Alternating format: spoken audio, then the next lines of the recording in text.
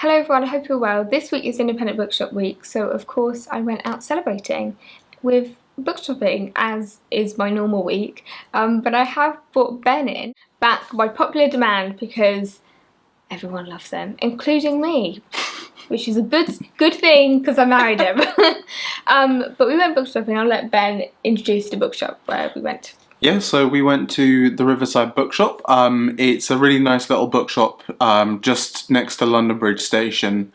So right by Hayes Galleria and Borough Market. Really nice area. Yeah, really good little part of the city. We used to go there at least once a week just because Claire, when she worked at HarperCollins is based in London Bridge, so she was literally round the corner from it. Which says a lot about me as a person, because I left a publishing company building to go to lunch, which is obviously inside the offices, there's books everywhere.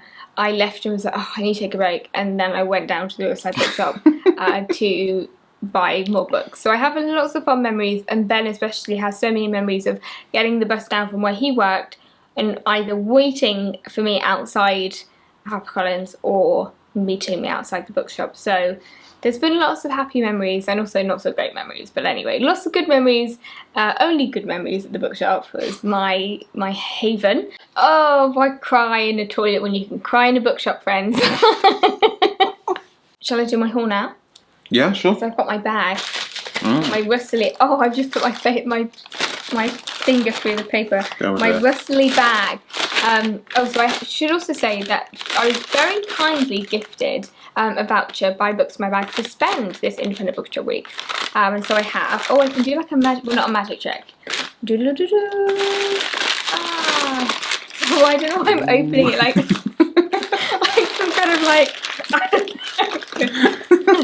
I thought it was going to be like magical, but actually it's just me being like,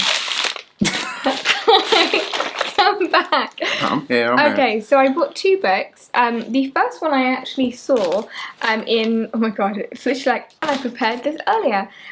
In the Books My Bag brochure they sent me actually, along with the information about this week and things. And I saw the book in the brochure and I read about it and I was like, that sounds like a book for Claire. And so, oh God. I don't know what's going on. And so, I bought the book, and this is The Restless Republic by Keay, and it is Britain Without a Crown, so it is a history about the Civil War. And actually I feel like this is a book that both of us would really enjoy reading, but I actually don't know much about the Civil War, mainly because my interest, especially later on in kind of the 17th, 18th century, is all about the Restoration, and so I haven't really read about what happened to need the Restoration later on. So yeah, but I haven't read a lot about this history, but I think I'll really enjoy it, and so I picked this up. And I also love this illustration. Oh, pigs! So, gosh, I'm not sounding very intellectual, am I? Someone's got to care about the pigs. The next book I picked up is Edith Wharton's Summer, and I feel like this is a bit of a rediscovered classic because I never heard anything about it, and now I know lots of people have read it and loved it. But I have to say I did really pick this up because the pink matched my top. This is one of the little penguin classics, the clothman classics, and it's really beautiful, but it is also set in summer and it's also set in June, so it's kind of the perfect time. And I haven't actually read any Edith. Have you read Edith Wharton? I haven't yet, no. No, so I feel like we need to, so it's a good job I bought this book. So the book that I picked up was Otherlands by Thomas Halliday. So this is a natural history of plants. Fittingly enough, it is made out of plants. So yeah, this is a history of plants and plant-like life. So I think things like fungi and all that goodness as well throughout the history of Earth. So going all the way back to, you know, the very first tiny little sunlight photosynthesizing plankton in Earth's oceans, all the way through to the modern day. But yeah, I love a bit of natural history and paleontology, so this is, yeah, really up my street. But yeah, normally when I read about it, I read about animals. I'm sure if you followed the channel for a while, I'm sure you picked up that I really like dinosaurs. So yeah, plants are a nice little change of pace for me. I just realised you have to, when you said about photosynthesizing, you have to quickly tell the anecdote about you. Oh my god. And as baby, quickly, come on, because your mum will never forgive me. So one time when I was, I think about 6 or so, we just learnt about photosynthesis in school, which is obviously the process where plants convert sunlight into sugar for their food. And we'd been driving along just on a motorway or something, and Mum made a comment about how some of the plants on like beneath the overpass bridges were all withered and yellow, and I said that's because they're etiolated, which is the state plants are in when they don't get enough sunlight. But what did you say age you were, like 6? Yeah, something like that. Maybe 8. I don't know, I was in junior school. But baby Ben saying etiolated, which I actually had never heard of until your mum told me that anecdote. And I don't think even your mum could remember what it... I bet that's the one of the science facts that actually she's probably remembered, because a bit like I don't think Helen is naturally in the scientific mind, a bit like me. Maybe not. Yeah. Me and Helen are... Why am I talking about Helen? I don't know. Helen's not here. It's one of those moments you'll probably see from some of the books that we'll talk about later, that both Ben and I, are exactly the same people as we were when we were 8.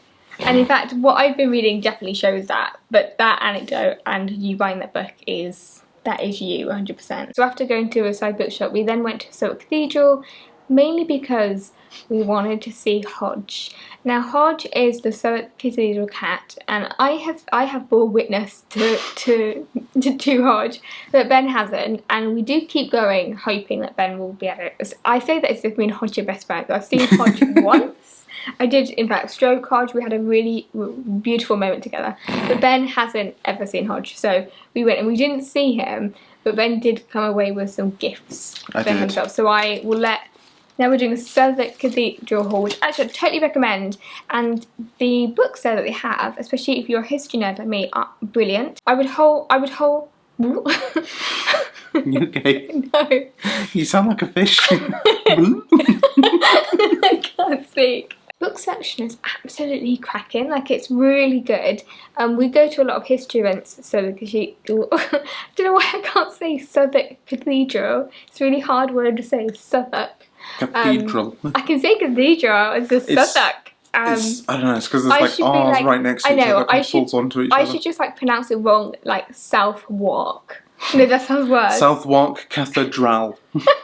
They host a lot of history events, and Ben and I have been to quite a few, and I'm going to one in like a few weeks or so, and because of that they have lots of brilliant books, I think, from like people who are visiting, giving talks and things. So I definitely recommend if you're looking for a history book, because they have some of them that are more like academic, and it's just a brilliant shop. So if you are a history nerd, the cathedral is also beautiful, but I'll let Ben show you his purchases because... So yeah, we've got 2 little goodies from the gift shop. So first of all, one of the things that Claire's getting together is a little gallery of cat postcards, but they're postcards made from, you know, like notable artworks of cats. Yeah. So we decided to add that today with a little painting of the man himself, Hodge, chilling out in his little basket. My dream, by the way, is to have a downstairs toilet one day, which I feel like is such a big dream living in a flat. But to have, like, it doesn't have to be the downstairs toilet, it could be anywhere actually. To just have a gallery wall of lots of different cats, because Ben always says cats in portraits are always up to mischief. Like, they are never just sitting there being the loyal people, they're like messing around. I mean, to be fair, that was your observation first. Oh, was it? I thought you said that. No. Oh, well, I've repeated it. I think that actually, the thing is, there's that one, what is that one page that you really like? Oh, it's a picture of a cat knocking an inkwell over on a piece of paper. But the best thing about it is that the painting is called "Witness My Act and Deed." Which, the thing is, I think we need to get that one. Just as you said that, one of the cats just decided to go to the lit tray. What perfect timing on Freya. Or Sybil. Sybil, yeah. Is that Sybil's so that's Sybil's act and deed. So then the other thing that we got was this really cute little terracotta tile. Here lives a very fine cat indeed. And yeah, Claire and I are thinking we'll stick that on our front door one day. Also, both of these things kind of hint to the fact that we are hoping one day to have a downstairs toilet and a door in which we can put a tile on. We have really big dreams here, but that is really cute though, It's and I very do cute. like that it is linked to Hodge. It's very Yeah, sweet. me too. Then we I see what you mean about fish. That is quite fish-like. Very sense with my eyes. Then we walked up from London Bridge, and actually we should mention the bread ahead donuts, which Oh my will God. maybe insert clippage of us eating the donuts. But we then walked from London Bridge, stopped by at Bread Ahead to get our favourite donuts, and then walked up the Cathedral Way, and then up to the Southbank, which is one of my favourite parts of London, because we wanted to go and see the book market that I think is there daily, but we really love the book market, and we have picked up some really lovely things over the years, and it just feels like such a special place. And Ben actually brought me a book, so I'm going to pass it over to Ben. Sure. Introduce the camera like magic. Introduce the book, Ben. So this is Agatha Christie's Murder is Easy. You just realised you literally have only looked at the cat, you didn't know which book it was. Yeah, neither of us have actually read the blurb. We just Yeah. saw the cat and like the sort of The cat, hindbrain. the poison, and Yeah, the sword. we just saw the cat and the hindbrain instinct just kind of kicked in. It also, actually looking at it, Yeah. that is a taxidermy cat. That's not an alive cat. Oh my God, no! It's a dead cat. Christ. Maybe the cat has been killed. That is totally a taxidermy cat. Yeah. Oh With, like God. the dry ears. Well, this turned darker than we thought. But yeah, we picked this up. But I definitely recommend checking out the market if you haven't already, because one of our cats is making a noise.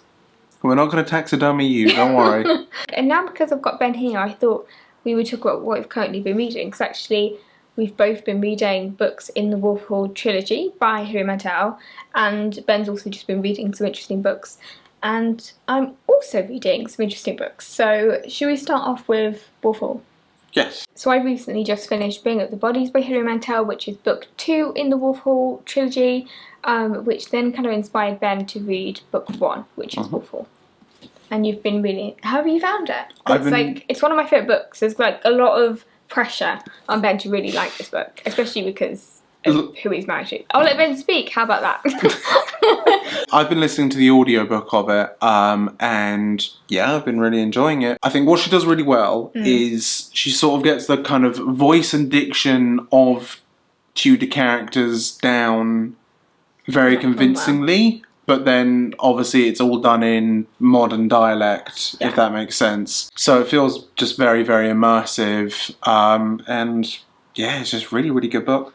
The only thing that I guess was slightly annoying for Ben is every time I walk into the room and I can tell he's listening to something, I'm like, where are you? What part are you at? Who's died? What's going on? And I constantly am just so obsessed with Ben liking it, because I knew that he'd really enjoy it, but when you are married to such a massive Tudor history nerd, you've probably heard so much about all these people, and you've probably never read anything about them until now. Not a lot. And so this for me was a big moment to share this with Ben, and because of that I needed daily reports, hourly, minute by minute is what I've been requesting. What is so interesting about the Wolf Hall trilogy is that the first book spans, I believe, 5 years. Something like that. And Bring Up the Bodies, the second book, spans a year. And so I kept saying to Ben that this is such a claustrophobic, tense book. And it was when I finished it and I realised that it was all over 1 year, and I'll definitely talk about it more. But it was brilliant. Obviously, Wolf Hall is one of, I think, the best books ever written, and I can totally see why Hilary Mantel also won a Man Booker for Bring Up the Bodies, because it is just fantastic. Thomas Cromwell has been such a topic, a person of discussion in our house. You would think it was still happening now. We were discussing it as if, like, he was alive and present, and he has been alive in our minds.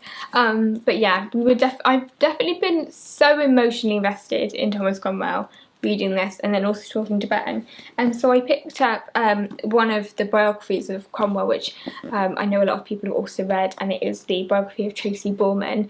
And I really find Tracy Borman is a great kind of introduction to a lot of Tudor history, and she's just a really obviously good writer. Reading this so closely, reading Bring the Body, as I was saying to you last night, that there are moments when, like Tracy Borman for instance, will obviously quote from the sources and will quote kind of Shapley's, for example, and that exact kind of quote is obviously in Bring Up the Bodies, but then we get Cromwell's response to it in a really clever way that she's kind of made, Hilary Mantel made the sources just come alive, and you realise how much actually the novels really are in proper dialogue with the sources. And I just don't think I've ever felt that same kind of play with the sources, or just really engage in conversations with kind of Cromwell's contemporaries. I just don't think I've ever seen that been done so brilliantly as it is in the Wolf Hall books. Thinking of wolves, very tangentially. A brilliant transition. So thinking of wolves, I'm also reading The Rise and Reign of the Mammals by Steve Brusatte. So this is, I guess, a sequel to his previous book, The Rise and Fall of the Dinosaurs, which I think I've loved. You still got it? Yeah, no, I was actually going to say I think I've mentioned it before on our catch-up chats.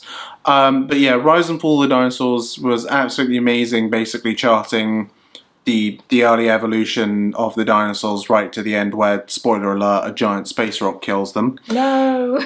So Rise and Reign of the Mammals again goes several hundred million years back to the late Carboniferous, when the very first sort of mammal-like animals were evolving, and we sort of had the radiation that separated our mammal ancestors from the reptile ancestors, and then goes from there all the way through the Jurassic and Triassic, the Mesozoic period, where the dinosaurs were the dominant life form, to then how mammals rose to kind of dominate the Earth after the dinosaurs in the Eocene and Paleocene, through to today in the Anthropocene. And here I've got one of my favourite mammals. Oh god, she doesn't... She's not your favourite mammal. Ow! She does not like being picked up. The other reason I've been really excited to kind of return to Thomas Cromwell is because there was a really exciting history discovery when they found the Book of Hours that belonged to Thomas Cromwell, and that was led by the curator and the historians at Hever Castle, and it is the Book of Hours that is in the really famous Hans Holbein portrait. And for me that was just such a big exciting moment, and I really want to go and see it, and because of that I have just been thinking a lot about Thomas Cromwell. But yeah, that kind of made my week. It was a bit like when they found kind of the emblems of Anne Boleyn, that they obviously all got destroyed, but they also found some recently. So there's been lots of little really exciting kind of history discoveries, but no, that for me was a big moment. So I definitely had a bit of a Tudor time, and in fact we both had a Tudor time, because we went to a talk by Professor Glenn Richardson at Fulham Palace. I obviously love Anne Boleyn, but it was clear that Glenn did not. And he called us, what did he? Boleynists. Was it Boleynists? And he kept kind of talking about like the Boleynists, or like that. And I felt like I was some kind of spy, like an interloper. And it was almost like, I'm really glad I didn't wear my Boleyn necklace, because it was almost like a bit, I kind of whipped it out. But it was actually really good, and I really loved the talk. We've got quite a few coming up soon. So hence why I'm in a really big Tudor moment, and I'm loving it, as you can imagine. But yeah, and Ben is back to the interest that he had as a young boy too, with his plants and his, I guess, mammals or dinosaurs. I know dinosaurs aren't mammals, but you know what I mean. Prehistoric Things. Natural history. But yeah, I hope you enjoyed this video and seeing some clips of London, and then also seeing Ben again, because I know, as I said, Ben is a fan favourite. He is the highlight of everyone's viewing pleasure on my channel. But yeah, thank you for watching, and we'll see you again soon with another catch up. See you soon. Bye. Bye.